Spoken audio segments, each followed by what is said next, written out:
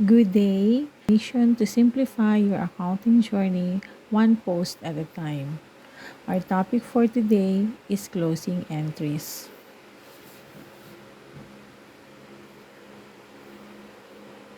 Closing entries in a one of a business.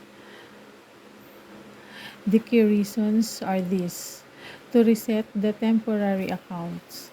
It is important to reset the temporary accounts in order for the revenue, expenses, and dividends are or drawings to zero so that will become zero so that the next accounting period starts fresh, and this is also prevent income and expenses from previous periods from being mixed with the new period.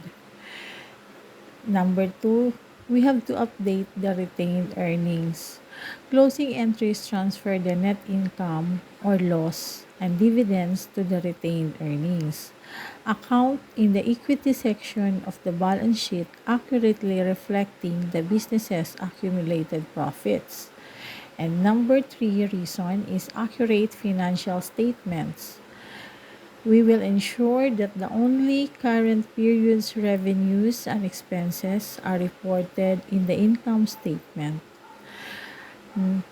Number four, compliance and consistency. It follows the accounting cycle and principles like the matching principle, ensuring consistent and comparable financial reporting across period. And the last one, it will prevent errors. Without closing entries, temporary account would carry balances into the next period, leading to misstatements in the financial statements. In short, closing entries help maintain the integrity and accuracy of a business in a financial records. Okay, let's dive into our example. First, we will sometimes we have some facts that we have to naiisip. Why is it? Only expenses, revenue, and withdrawals are closed because they are temporary accounts. And how to close the accounts? Do the opposite of what is in the balance. So we should always know the normal balance of each accounts. Like, for example, expenses. We should know the normal balances of the expenses. Expenses, if the normal balance of it is debit.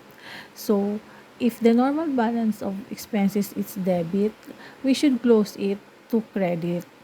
Then revenue also, revenue or income, sometimes called income. The normal balance of it is credit, so we have to close it to the debit side. The equity, the credit is credit, the normal balance is credit.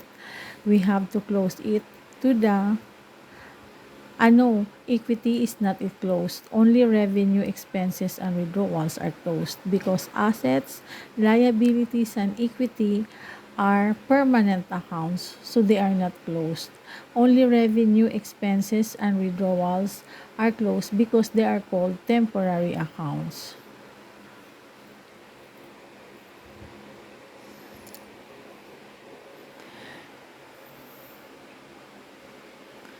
Here, how to close the journal entries. Expenses, revenues, withdrawals, going to summary, income summary, and then going to RE or retained earnings. Here is an example of problem 1. The adjusted trial balance for Piatus Company at December 31, 2024 shows the following balances for its temporary accounts. Service revenue, 450,000. Salaries and expenses, 200,000. Rent expenses, 8,000. And utilities expense is 3,000. So here is the solution to that.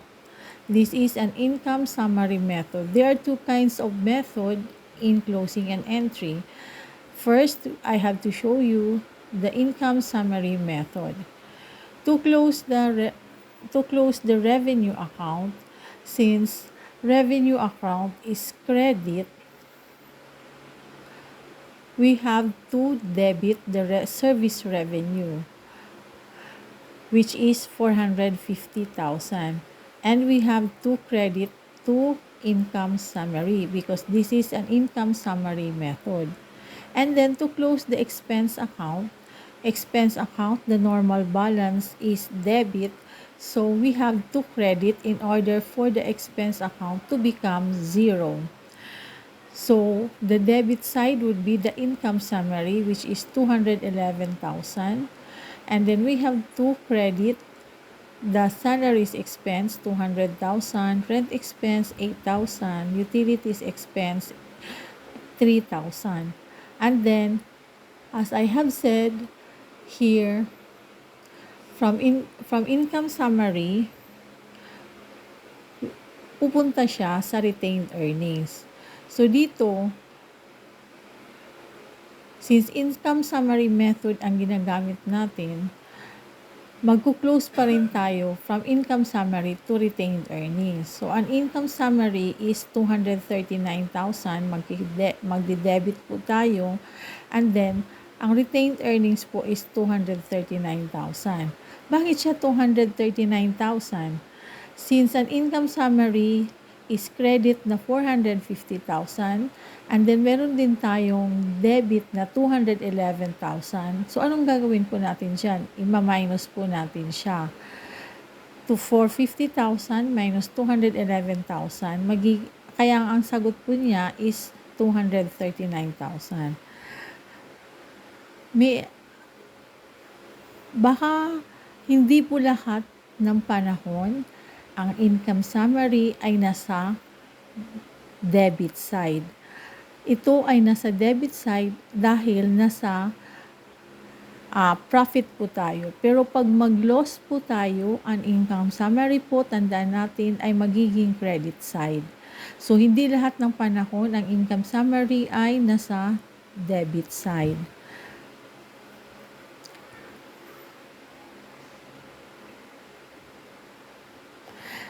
Ang income summary, magdidepend po siya sa net result. So, dito, ulitin ko po, ang income summary ay nagiging nasa debit side dahil ang ating net profit, nakakuha po tayo ng net profit. Another example.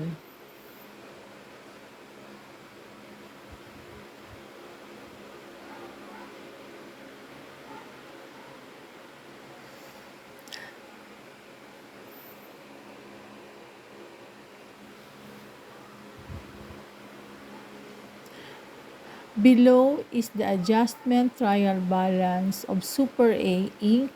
for the year ended December 31, 2024.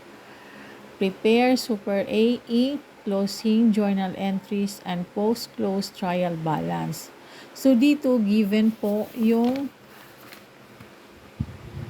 trial balance. Pag given po yung trial balance, syempre, kakabahan ka. Kasi ang natutunan mo lang, ang binibigay expense and revenue lang i-close. Kailangan po ba tanong ko po sa inyo, ito po bang cash, accounts receivable, building, accounts payable, income statement hanggang sa common stock, ito po ba ay i-close? Ang sagot po ay hindi. Dahil ito pong cash, hanggang dito po sa hanggang dito po sa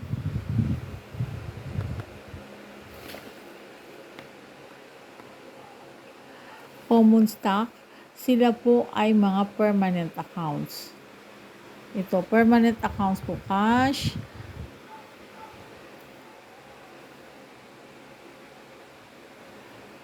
accounts receivable, building, accounts payable, income tax payable, common stock, those are permanent account. So, hindi po siya i-close. Tatandaan po niyan na ang i-close lang po natin ay itong simula sa sales revenue hanggang sa salaries expense. Dahil sila po ay temporary accounts. So, since kanina ang ginamit po natin is income summary method, dito naman ipapakita ko po sa inyo kung paano mag-solve ng retained earnings approach.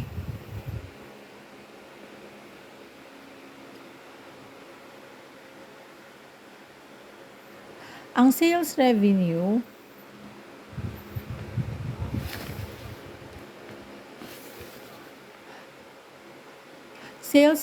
po natin, makikita dito sa taas, is 637,000. So, as I have said, ano po ba yung normal balance sa ating revenue? Ang normal balance sa revenue is credit. So, in order to become zero, i-debit po natin yung sales revenue na 637,000. Interest revenue, it is also an income. So, credit din yung normal balance niya. And then, in order to zero out, magiging debit po ang ating entry, 60,000. And then, diretso po tayo sa retained earnings. Ito, total lang yan siyang dalawa, 637 plus 60, magiging 697,000. Okay. Dito naman tayo sa ating expenses. The normal balance for expenses is debit. Huwag niyo pong kalimutan, kailangan kabisaduhin po natin ang mga normal balances of each chart of accounts para hindi po tayo malito pagdating sa closing entries. So, and then we also have to identify kung yung accounts na yan is revenue or expenses, or it is a temporary or permanent. Kailangan po natin yan siyang kabisaduhin, not by our but sa puso po natin siya kabisaduhin para po, dahil ito po ay isang anong tawag nito, ginagamit po natin siya from the start of the accounting hanggang sa magtatapos po tayo, hanggang sa pag-take po natin ng board exam. Magagamit po natin to siya. Ito po ay ang ating anong tawag doon? Basta. COGS, 85,000. Income tax expense, 20,000. Salary expense, 32,000. And then we have to debit retained earnings na 137,000. Pero paano na yung income summary natin? Kailangan din makuklose siya sa income summary. So, ang income summary, since ang nakuha natin dito is profit, ang income summary natin will be debit 560,000 and then retained earnings po natin dito is 560,000. How did we get that? 697 minus 137,000. Balik po tayo dito sa post-closing trial balance.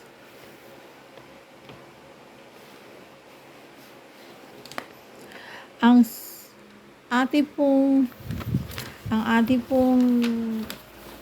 inentryhan dyan ay yung mga temporary accounts. So, magiging zero na po yan siya. Ang ating temporary accounts ay magiging zero.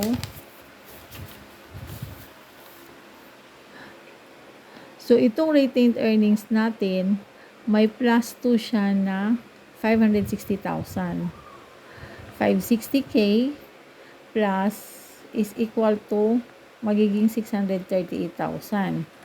Ito namang sales revenue natin, magiging zero na to. Pati itong magiging zero na rin yan. Zero na yan, zero na yan. Cost of goods sold, magiging zero na yan. Magiging zero na to. Ito rin magiging zero na to. Kailangan magbabalanse yan siya ha. Ang total balance nito is 1,190,000. Dito rin 1,190,000. Kailangan every time na magko-closing entries tayo, magbabalanse po pa rin ang ating trial balance. Kaya nga siya tinawag na trial balance dahil kailangan magbabalanse pa rin siya. So how to check it? I-check po natin siya through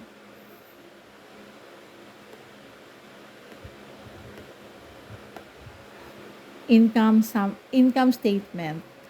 Hindi ko lang alam guys kung tinuro to sa classroom nyo, pero sa akin kasi na-discover ko lang siya kung how to check if ang ating entry dito sa closing is tama. Diba 560,000 yung sinarado po natin. Ito 560,000 ang sinarado natin.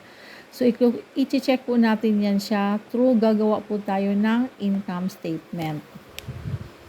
Ano po bang nilalaman sa income statement? Diba may sales revenue tayo? Sales revenue tayo na 637,000. Tapos, meron din tayong interest revenue. Income pa rin to guys ha, 60,000. And then, meron tayong COGS. Ito ay expenses, so ibig sabihin bawas siya, 85K. And then, income tax expense na 20,000. And then, salaries expense na 32,000. Ito, ang total dito is 697,000. Ibawas to, magiging 560,000. That is called our net profit. Diyan natin ma-check ito kung tama ang ating retained earnings and income summary na pagpo-close. Sorry, kulang pala ng isang 0. Yan, 560,000. So, hindi ko lang sure kung tinuro ba yan sa inyo. Pero yan po yan po ay natutunan ko lang yan sa pagkuha ng technique po kung paano makukuha yung ma-check kung yung closing entries natin ay tama po. So that ends our sharing of my ideas on how to close the journal entries. Till next time, salamat po. Don't forget to subscribe my channel para ma-notify po kayo kung may mga bago po kong updated. Bye-bye!